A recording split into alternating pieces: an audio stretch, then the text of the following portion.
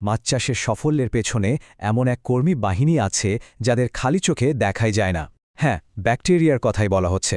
চলুন আজ জেনে নেওয়া যাক কিভাবে এই অতি ক্ষুদ্র জীবগুলোই একটা সফল মাছের খামারের মূল চালিকা শক্তি হয়ে ওঠে। আচ্ছা, একটু ভেবে দেখুন তো, পুকুরের তলায় ঘন হয়ে কাদা জমে আছে, পানিটা কেমন ঘোলাটে, আর মাছগুলোও যেন কেমন ঝিমিয়ে পড়েছে। এই চিত্রটা কি খুব পরিচিত লাগছে? আসলে অনেক মাছ চাষিকেই কিন্তু রোজ এই ধরনের সমস্যার মোকাবেলা করতে হয়। কিন্তু কি হবে যদি বলি এই বিরাট সব সমস্যার সবচেয়ে শক্তিশালী সমাধানটা আসলে পুরোপুরি অদৃশ্য? হ্যাঁ, ঠিকই শুনেছেন। এর আসল সমাধানটা লুকিয়ে আছে এক আণুবীক্ষণিক জগতে। তো চলুন পরিচয় করিয়ে দেই পুকুরের সেই অদৃশ্য কর্মী বাহিনীর সাথে। এরা আর কেউ নয়, এরা হলো উপকারী ব্যাকটেরিয়া। এদের কাজ কি? এরা পানির গুণমান ভালো রাখে, পুকুরটাকে রাখে ঝকঝকে, আর মাছের স্বাস্থ্য আর বেড়ে ওঠা নিশ্চিত করতে দিনরাত এক করে কাজ করে যায়। এই কর্মী বাহিনীর মধ্যে কিন্তু আলাদা আলাদা টিম আছে। তো আমাদের প্রথম টিমের নাম হল ওয়েস্ট ম্যানেজার বা বর্জ্য ব্যবস্থাপক। এদের মূল মিশনটা হলো পুকুরের একদম নিচ থেকে, মানে তলা থেকে পরিষ্কারের কাজ শুরু করা, কারণ ওখানেই তো সব নোংরা জৈব বর্জ্যগুলো জমা হয়। এই টিমের কয়েকজন মূল খেলোয়াড়ের সাথে পরিচিত হওয়া যাক। প্রথমে আছে ব্যাসিলাস সাবটিলেস। একে বলা যায় স্লাজ বাস্টার, মানে কাদা দূর করার ওস্তাদ। এরপর আছে ব্যাসিলাস লাইকেনিফর্মিস, যে পচনের কাজ তো করেই, সাথে সুরক্ষাও দেয়। আর আছে স্ট্রেপ্টোমাইসিস, যেটা মাটির কন্ডিশন ভালো রাখতে সাহায্য করে। তো এই টিমের যে প্রধান সদস্য ব্যাসিলাস সাবটিলেস, ও ঠিক কী কাজটা করে দেখুন। মাছের বর্জ্য, বেঁচে যাওয়া খাবার, এই সব জৈব জিনিসগুলোকে ও খুব দ্রুত ভেঙে ফেলে। আর এর ফলে কি হয়? পুকুরের তলায় যে বিষাক্ত অ্যামোনিয়া বা হাইড্রোজেন সালফাইড গ্যাস জমে একটা বাজে পরিস্থিতি তৈরি হতে পারত, সেটা আর হয় না। আর সব মিলিয়ে ফলাফলটা কি? একটা পরিষ্কার পুকুরের তলা আর চমৎকার মানের পানি। এরপর আসছে ব্যাসিলাস লাইকেনিফর্মিস। এর কাজটা কিন্তু আরও দারুণ। এটা শুধু জৈব জিনিসগুলোকে ভেঙে পুষ্টি তৈরি করে তাই না, সাথে ভিব্রিওর মতো খারাপ ব্যাকটেরিয়াদেরও দমন করে। আর পানিতে যে একটা বাজে গন্ধ হয় সেটাও দূর করে দেয়। মানে একদিকে পরিষ্কার আর একদিকে সুরক্ষা। ফলাফল স্বচ্ছ গন্ধহীন পানি, আর মাছেদের অসুখের ভয়ও অনেক কমে যায়। বেশ, পুকুরের তলা তো পরিষ্কার হলো, কিন্তু পানিতে যা মিশে আছে তার কি হবে? এখানেই মাঠে নামে আমাদের দ্বিতীয় টিম, ওয়াটার পিউরিফায়ার বা পানি শোধনকারী। এদের টার্গেট হলো পানিতে গুলে থাকা সেই সব অদৃশ্য কিন্তু মারাত্মক ক্ষতিকারক রাসায়নিকগুলোকে চর্চা করা। অ্যাকোয়াকালচারে সবচেয়ে বড় অদৃশ্য শত্রুর নাম হলো নাইট্রোজেন সাইকেল।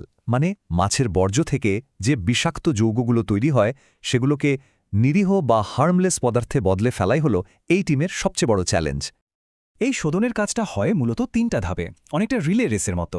প্রথম ধাপে নাইট্রোসোমোনাস নামের এক ব্যাকটেরিয়া এসে খুব বিষাক্ত অ্যামোনিয়াকে ধরে কম বিষাক্ত নাইট্রাইটে বদলে দেয়। এরপর দ্বিতীয় ধাপে সেই নাইট্রাইটকে নিয়ে কাজ করে নাইট্রোব্যাক্টার, ও এটাকে বদলে দেয় আরও নিরাপদ নাইট্রেটে। আর সবশেষে প্যারাকোকাসের মতো কিছু ব্যাকটেরিয়া এসে সেই নাইট্রেটকে পুরোপুরি নিরীহ নাইট্রোজেন গ্যাসে পরিণত করে, যেটা বুদবুদ হয়ে বাতাসে মিশে যায়। ব্যাস, খেল খাতম।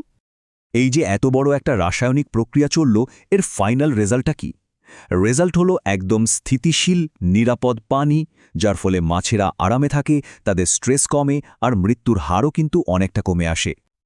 তো আমাদের 3 নম্বর টিমটা কাজ করে সরাসরি মাছের শরীর নিয়ে। এদেরকে বলা যেতে পারে ফিশ হেলথ গার্ডিয়ান বা মাছের স্বাস্থ্য অভিভাবক। এদের কাজ হলো মাছের রোগ প্রতিরোধ ক্ষমতাকে ভেতর থেকে, মানে একদম গোড়া থেকে মজবুত করে তোলা। এই টিমের স্টার প্লেয়ার হলো ল্যাক্টোব্যাসিলাস। এই নামটা চেনা চেনা লাগছে কি? হ্যাঁ, এটা অনেকটা সেই দইয়ের ব্যাকটেরিয়ার মতো। এটা মাছের পেটে গিয়ে হজমের জন্য এনজাইম তৈরি করে। ভিব্রিও বা অ্যারোমনাসের মতো খারাপ ব্যাকটেরিয়াগুলোকে বাড়তে দেয় না, আর মাছের নিজের যে ইমিউন সিস্টেম বা রোগ প্রতিরোধ ক্ষমতা আছে সেটাকে আরও শক্তিশালী করে তোলে। এখন কথা হলো, এতে লাভটা কি? লাভটা বিশাল। কারণ হজম যত ভালো হবে, খাবারের এফসিআর বা ফুড কনভার্সন রেশিও তত ভালো হবে। মানে কম খাবার খেয়েই মাছের ওজন বাড়বে, আর মাছের বৃদ্ধিও হবে অনেক দ্রুত। সোজা কথায় খামারিদের জন্য এটা সরাসরি আর্থিক লাভের একটা বড় সুযোগ। আচ্ছা, পুকুর পরিষ্কার, পানীয় বিশুদ্ধ, মাছও সুস্থ, দারুণ। কিন্তু এই পুরো সিস্টেমটার মধ্যে একটা ভারসাম্য তো রাখতে হবে, তাই না? সেই কাজটাই করে আমাদের ফাইনাল টিম, ইকো ইঞ্জিনিয়ার। এরা পুরো পুকুরের ইকোসিস্টেম বা বাস্তুতন্ত্রের ব্যালেন্সটা ধরে রাখে। এই টিমের সদস্যরা একটু স্পেশাল। এরা হলো ফটোসিনথেটিক ব্যাকটেরিয়া, মানে এরা সূর্যের আলোকে কাজে লাগায়। অনেকটা গাছের মতো এরা সূর্যের আলো থেকে শক্তি নিয়ে বর্জ্য পদার্থগুলোকে দরকারি পুষ্টিতে বদলে দেয়। আর এর একটা চমৎকার সাইড এফেক্ট হলো পানির রং আর কোয়ালিটি দুটোই দারুণভাবে উন্নত হয়। এই টিমের দুই প্রধান সদস্য হল রোডোব্যাক্টার আর রোডোসিউডোমোনাস। এরা দুজন মিলেমিশে কাজ করে। রোডোব্যাক্টার জৈব পদার্থ থেকে পুষ্টি রিসাইকেল করে আর পানিতে থাকা প্ল্যাঙ্কটনের ভারসাম্য রাখে। আর অন্যদিকে রোডোসিউডোমোনাস হাইড্রোজেন সালফাইড বা অ্যামোনিয়ার মতো বিষাক্ত গ্যাস কমিয়ে দেয়, এমনকি এমন কিছু এনজাইমও তৈরি করে যা মাছের ইমিউনিটি বাড়াতে সাহায্য করে। ভাবা যায়? তাহলে এই যে 4টে স্পেশালিস্ট টিম, এরা সবাই মিলে যখন কাজ করে তখন ফাইনাল রেজাল্টটা আসলে কি দাঁড়ায়? চলুন এবার এই আণুবীক্ষণিক কর্মী বাহিনীর সম্মিলিত শক্তির চূড়ান্ত ফলটা এক ঝলকে দেখে নেওয়া যাক। তো বিষয়টা খুব সহজ। Waste manager, water purifier, health guardian আর ইকো ইঞ্জিনিয়ার, এই 4টে টিম যখন কাঁধে কাঁধ মিলিয়ে কাজ করে, ঠিক তখনই একটা পুরোপুরি সুস্থ আর প্রোডাক্টিভ পুকুরের ইকোসিস্টেম গড়ে ওঠে। আর এদের সম্মিলিত প্রভাবটা কিন্তু এক কথায় অসাধারণ। পুকুরের তলা থাকে পরিষ্কার, কোনো জৈব বর্জ্য জমে না। অ্যামোনিয়া, নাইট্রেট বা হাইড্রোজেন সালফাইডের মতো বিষাক্ত গ্যাসগুলো নিয়ন্ত্রণে থাকে। মাছের হজম ভালো হয়, রোগ প্রতিরোধ ক্ষমতা বেড়ে যায়। পানি থাকে স্বচ্ছ এবং ভালো মানের। এফসিআর ভালো হওয়ার কারণে ফলন বাড়ে। আর সবথেকে বড় কথা, রোগ ছড়ায় এমন ব্যাকটেরিয়ারা আর মাথাচাড়া দিয়ে উঠতে পারে না। আর সবচেয়ে অবাক করা বিষয় কি জানেন? এই এতগুলো সুবিধা কিন্তু আসছে মাত্র একটা জায়গা থেকে, একটা সমন্বিত স্বাস্থ্যকর ইকোসিস্টেম, যেটা চালাচ্ছে এই ক্ষুদে ব্যাকটেরিয়ার দল। তাহলে শেষ প্রশ্নটা এটাই, প্রকৃতির এই সবচাইতে ক্ষুদ্র ইঞ্জিনিয়ারদের শক্তিকে কাজে লাগিয়ে আমাদের মাছ চাষকে কি আরও এক ধাপ এগিয়ে নিয়ে যাওয়া সম্ভব, একটা স্বাস্থ্যকর, আরও লাভজনক ভবিষ্যতের দিকে? উত্তরটা কিন্তু আমাদের চোখের সামনেই, এই আণুবীক্ষণিক জগতেই লুকিয়ে আছে।